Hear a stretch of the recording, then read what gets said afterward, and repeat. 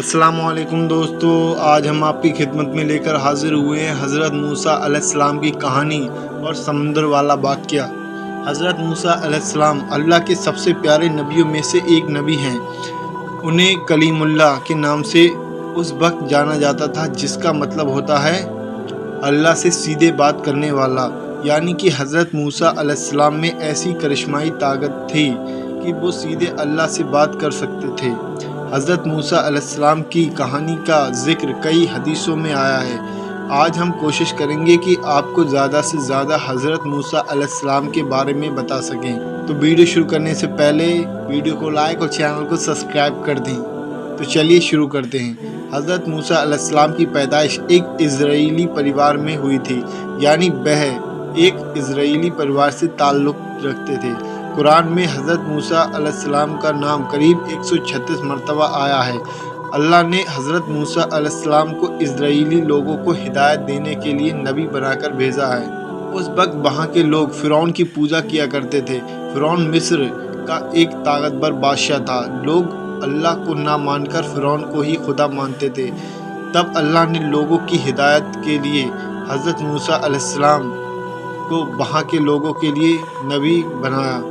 हज़रत मूसा अलैहिस्सलाम और फ़िरौन का सामना। हज़रत मूसा अलैहिस्सलाम लोगों को हिदायत देते कि अल्लाह ही सबसे बड़ा है, उसी की इबादत करना है, उसी से दुआ करनी है। हज़रत मूसा अलैहिस्सलाम हज़रत इब्राहीम अलैहिस्सलाम के वंश से थे। जैसा कि हमने पहले ही बताया कि हज़रत मूसा अलैहिस्सलाम इज़राइली परिवार में पैदा हुए थे। इज़राइली लोग जो कि यहूदी थे, जिनके 12 कबीले थे, या कहें यहूदियों का समूह, जिन्हें बनी इसराइल कहा जाता था। बनी इसराइल लोग हज़रत याकूब, जिन्हें हज़रत इसराइल भी कहा जाता है, जिनका अंग्रेजी नाम जैकब था, उनसे ताल्लुक़ रखते थे। उसी वक्त बनी इसराइल लोग ज़मीन पर सबसे अच्छे लोग थे, लेकिन मिस्र के लोग इनसे नफ़रत करने लगे थे। उस वक्त मिस्र के ताकतवर राजा फ़िरौन ने सारे बनी इसराइल लोगों को अपना गुलाम बना दिया था। उनसे बहुत काम करवाया जाता था, उन पर जुल्म किया जाता था, उनकी औरतों से हर वो काम करवाया जाता था जो फ़िरौन चाहता था। फ़िरौन एक बहुत बड़ा घमंडी राजा था। वह अपने आप को खुदा मानता था और इज़राइली लोगों पर बहुत जुल्म करता था। जब हज़रत मूसा अलैहिस्सलाम पैदा हुए, उस वक्त फ़िरौन मिस्र का राजा था। हज़रत मूसा अलैहिस्सलाम के पैदा होने के बाद की कहानी। हज़रत मूसा अलैहिस्सलाम के दुनिया में आने से पहले फ़िरौन को किसी ने खबर दी थी, बनी इसराइल लोगों में से एक लड़का जल्द ही पैदा होगा। उसके पैदा होते ही फ़िरौन का सारा साम्राज्य ख़त्म हो जाएगा। ये बात सुनकर फ़िरौन घबरा गया और उसने अपनी सेना को आदेश दिया कि हर बनी इसराइल के घरों में तलाशी करो और जहाँ बच्चा दिख रहा हो उसे मार दो। फ़िरौन सिर्फ बेटों को मारना चाहता था, बेटियां होने पर वह उन्हें छोड़ देता था। फ़िरौन का आदेश मिलते ही सिपाही बनी इसराइल के घरों की तलाशी में निकल गए और एक एक करके उनके बच्चों का कत्ल करना शुरू कर दिया।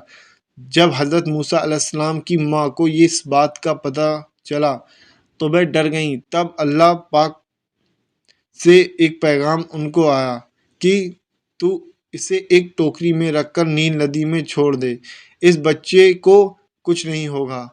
अल्लाह के हुक्म के मुताबिक उन्होंने आप यानी हज़रत मूसा अलैहिस्सलाम को एक टोकरी में घर के पीछे नील नदी में रख दिया। नदी में रखते ही टोकरी बहने लगी। टोकरी नदी में बहकर फ़िरौन के महल तक जा पहुंची।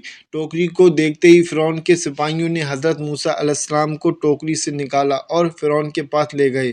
महल पहुंचते ही फ़िरौन की बीवी ने आप यानी हज़रत मूसा अलैहिस्सलाम को पहचान लिया और कहा कि ये बनी इसराइल के घर का ही बेटा है जिससे हमें खतरा है। फ़िरौन आपको उसी वक्त मारना चाहता था, लेकिन फ़िरौन की बीवी ने कहा कि इसे मारो मत, इसके ज़िंदा रहने से हमारी आँखों को ठंडक मिलती रहेगी कि हमारा दुश्मन हमारे सामने ही है और हमारी कैद में है।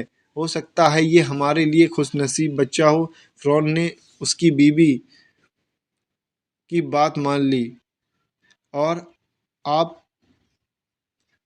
आपको अपने महल में रख लिया। جب آپ کو بھوک لگی تھی تب فرعون نے اس کے یہاں کام کرنے والی عورتوں کو بلایا اور کہا کہ اس بچے کو دودھ پلاؤ، یہ بھوکا ہے اور رو رہا ہے۔ لیکن اللہ کی قدرت دیکھو، کوئی بھی عورت آپ کو دودھ نہیں پلا پا رہی تھی، ساری عورتیں دودھ پلانے میں ناکام رہیں۔ فرعون سمجھ گیا کہ یہ کوئی معمولی بچہ نہیں، پھر دودھ پلانے کے لیے آپ کی ماں کو تلاشا گیا اور تلاش کر کے آپ کو دودھ پلایا گیا۔ ایک حدیث کے مطابق آپ یعنی حضرت موسیٰ علیہ السلام فرعون کے محل میں ہی بڑے ہوئے، یہاں تک کہ 18 سال کے جوان بھی اسی محل میں ہوئے۔ آپ نے اپنے حضرت شعیب کی بیٹی سفرہ سے شادی بھی کی۔ حضرت موسیٰ علیہ السلام نے بڑے ہو کر لوگوں کو سمجھایا کہ فرعون کی پوجا کرنا بند کرو اور ایک اللہ کی عبادت میں یقین کرو۔ ایک حد تک لوگ ان کی بات مان بھی گئے تھے۔ اسی دوران مصر میں بھینکر اکال پڑ گیا تھا، لوگ کئی بیماریوں میں مبتلا ہو گئے تھے۔ سارے لوگ حضرت موسیٰ علیہ السلام کے پاس پہنچے اور کہا کہ ہم آپ کے کہنے پر چلیں گے، اور وعدہ کیا کہ وہ ایک اللہ کی ہی عبادت کریں گے۔ جب لوگ بیماری سے ٹھیک ہونا شروع ہوئے، حالات پہلے جیسے ہونے لگے، تب لوگ فرعون کے ڈر سے واپس اس کی پوجا میں لگ گئے۔ اسی دوران فرعون کے ظلم سے لوگوں کو نجات دلوانے کے لیے حضرت موسیٰ علیہ السلام نے فرعون کو چیتاونی دے دی اور کہا وہ لوگوں پر ظلم کرنا چھوڑ دے اور لوگوں کو غلامی سے آزاد کر دے، لیکن گھمنڈی فرعون کو اس بات کا کوئی اثر نہیں ہوا۔ حضرت موسیٰ علیہ السلام کا سمندر والا قصہ۔ حضرت موسیٰ علیہ السلام نے بنی اسرائیل لوگوں کو اکٹھا کیا اور فلسطین کے لیے روانہ ہو گئے، کیونکہ وہ سبھی اسرائیلی لوگوں کو فرعون کے ظلم سے نجات دلوانا چاہتے تھے۔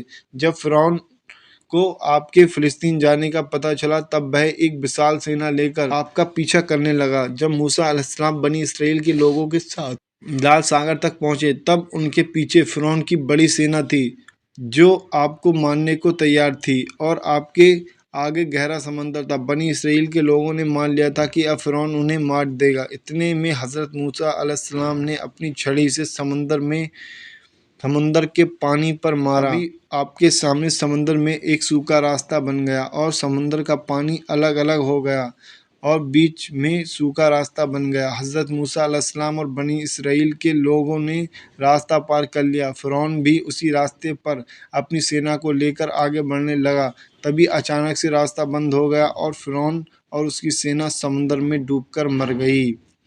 دوستو، امید کرتے ہیں آپ کو حضرت موسیٰ علیہ السلام اور ان کے قصے کے بارے میں جانکاری مل گئی ہوگی۔ حدیثوں میں آپ حضرت موسیٰ علیہ السلام کی کافی ساری کہانیوں کا ذکر آیا ہے۔ ہم کوشش کریں گے کہ آپ کو آگے بھی اسی طرح کی معلومات دیتے رہیں۔ تو اور ایسی ویڈیو کے لیے ویڈیو کو لائک اور چینل کو سبسکرائب کر دیں۔ السلام علیکم۔